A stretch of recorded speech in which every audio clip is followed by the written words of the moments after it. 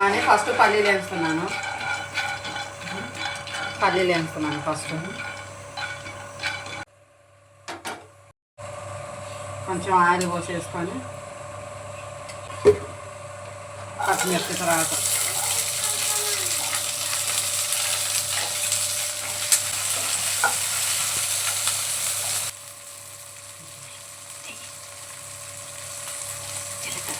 జీలకర్ర కొంచెం ధనియాలు కొన్ని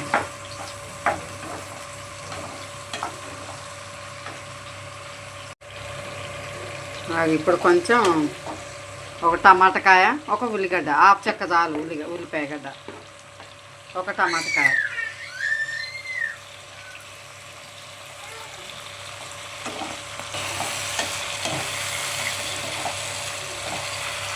చిటికెడు పసుపు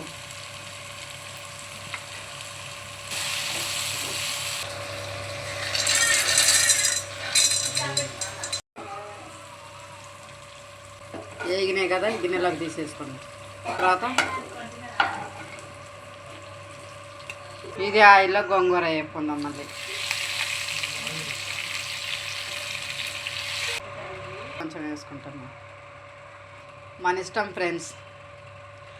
ఆయిల్ అయినా వేసుకోవచ్చు లేదంటే కొన్ని వాటర్ పోసి అయినా ఉడికించుకోవచ్చు కాకపోతే ఆయిల్ తోటి ఏంటంటే మగ్గుతో టేస్ట్ బాగుంటుంది కాబట్టి ఆయిల్ వేయాల్సి వస్తుంది అంతే ఇవి అయిపోయినాయి కదా తర్వాత ఒక 4 వెల్లుల్లిపాయలు వేసుకున్నాక కొంచెం రుచికి సరిపడా కొంచెం సాల్ట్ తర్వాత గోంగూర కొంచెం మెదిగినాక పచ్చిమిర్చి కొంచెం గోంగూర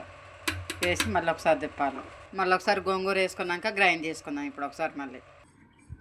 ఫ్రెండ్స్ పచ్చడి అయిపోయింది కదా ఇక చూశారు కదా ఇప్పుడు పచ్చి ఆనియన్స్ సన్నగా దురిమి లైట్గా అసలు పచ్చడి టెక్నిక్ మొత్తం ఇక్కడే ఉంది ఫ్రెండ్స్ టేస్ట్గా బాగా టేస్ట్ రావాలంటే మాత్రానికి ఈ పచ్చి ఆనియన్స్ సన్నగా దురిమి పచ్చడి పైన వేసుకొని వేడి అన్నంలో తింటే సూపర్ ఉంటుంది ఫ్రెండ్స్ కావాలంటే దీన్ని పోపు చేసుకోవచ్చు పోపు కూడా పెట్టుకోవచ్చు పోపు పెట్టుకుంటే కూడా సూపర్ ఉంటుంది కావాలంటే ఇక్కడ మనం ఏంటంటే అన్ని ఆయిల్లోనే మగ్గించినాం కాబట్టి పోపు అవసరం లేదనిపించింది మీకు కావాలంటే పోపు కూడా పెట్టుకోవచ్చు ఒక పక్క గోంగూర చట్నీ ఒక పక్క బెండకాయ ఫ్రై ఇంకేం కావాలి ఫ్రెండ్స్ చూడండి మధు ఎలా ఉంది మధు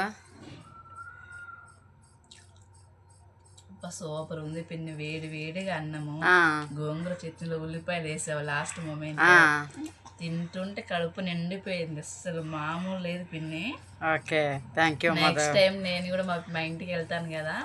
ఇదే ట్రై చేసి పెడతాను ఓకే మధు నువ్వు ఇన్నిసార్లు అడిగినావు కాబట్టి నీ కోసం ఇవాళ ఈ గోంగూర టమాటా చట్నీ సూపర్ ఉంది పిన్ని చాలా థ్యాంక్ యూ పిన్ని. ఓకే.